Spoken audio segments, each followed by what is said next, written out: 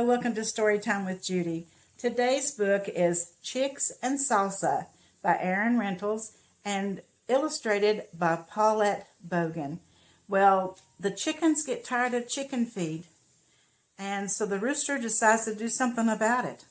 Let's see what they come up with, and it affects the whole barnyard. See? There were grumblings in the henhouse of Nuthatcher Farm. The chickens were tired of chicken feed. The rooster took it upon himself to solve this problem. Mrs. Nuthatcher, the farmer's wife, had started watching cooking shows in the afternoons. The rooster was perched on a fence post outside the farmhouse window when he discovered the solution to his problem: salsa. Led by the rooster, the chickens crept into the garden, where they took tomatoes and uprooted onions.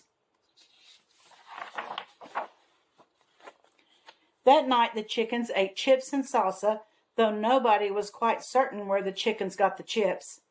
The tasty tang of tomatoes and onions hung over the barnyard, and the rooster said, "Olé!" Very soon there were mumblings at the duck pond of Nuthatcher Farm. Inspired by the chickens, the ducks decided they were tired of fish. With the rooster's encouragement, the ducks dipped into the garden, where they selected cilantro and gathered garlic.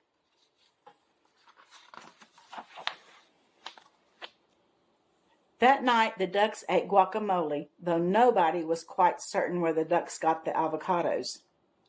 This spicy scent of garlic and cilantro hung over the barnyard, and the ducks said, "Olé!" The next morning there were rumblings in the pig pen of Nuthatcher Farm. Overwhelmed by the enticing aromas, the pigs decided they were tired of slop.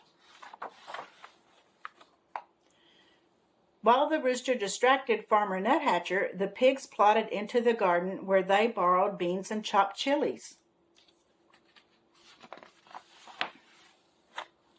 That night the pigs ate nachos, though nobody was quite certain where the pigs got the nacho cheese sauce. The delightful deliciousness of cheese and chilies hung over the barnyard, and the pigs said, "Olé!"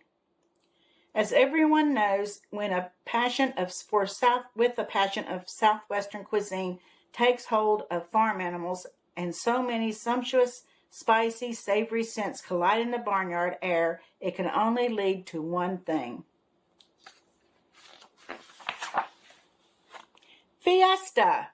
The rooster got things organized, then returned to his fence post to watch for a good enchilada recipe.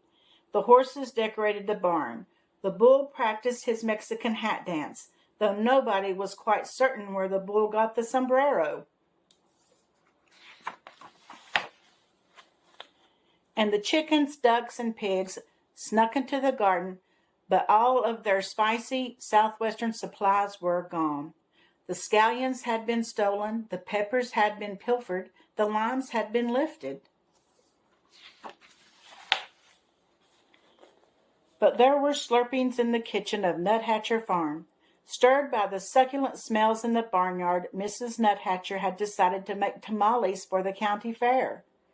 A saucy sweetness hung over the farmhouse kitchen, and Mrs. Nuthatcher said, "Olé!"